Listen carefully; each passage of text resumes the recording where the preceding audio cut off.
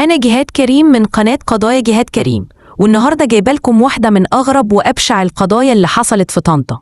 زوجة على ذمة راجل وتروح تتجوز سواق عرفي، كذبت، خططت، ومش بس كده، دي كانت السبب في نهاية مأساوية لراجل كان بيحبها وصدقها. يلا نبدأ الحكاية من أولها واسمعوا للنهاية. قضايا جهاد كريم، كل حكاية وراها وجع، وكل وجع ليه حكاية. وهو نايم جنبها فتح عينه على صوتها وهي بتتكلم في التليفون، كلامها غريب وأسماء بتتكرر. قال لها هات التليفون ده. بص فيه ولقى الرسايل والصور والمكالمات، لقى خميس تانية خالص. بصلها وقال لها أنا نايم في حضنك وزمانك متجوزة عليا، انتي ما تلزمنيش. وانتهى كل شيء. اللي حصل بعد كده كان زلزال. السكة دي كانت على ذمة جوزها خميس، وسابت البيت علشان شوية مشاكل وراحت لأهلها.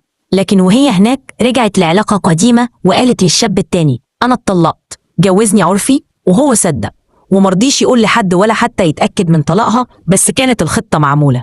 هي وأمها رسم عليها وقالت له أنا اتطلقت ولسه عند المأذون والسهم.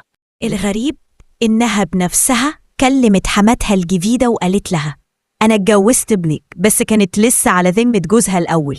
وجوزها الأول كان شاكك، فضل يراقب يستنى اللحظة اللي يواجه فيها الحقيقة، وبعد ما اتأكد راح له على البنزينة هو وأخواته، والنهاية رصاص.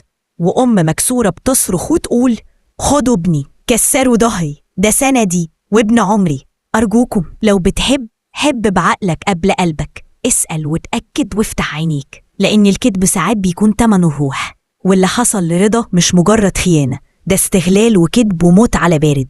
أنا جهاد كريم ومن قناتكم قضايا جهاد كريم، بننقل الحكاية زي ما حصلت. ورانا دايما رسالة، اكتبوا رأيكم في الكومنتات واستنونا في قضية جديدة. بس اوعوا تنسوا كل وجع ليه حكاية، واحنا بنحكيها علشان الحقيقة توصل.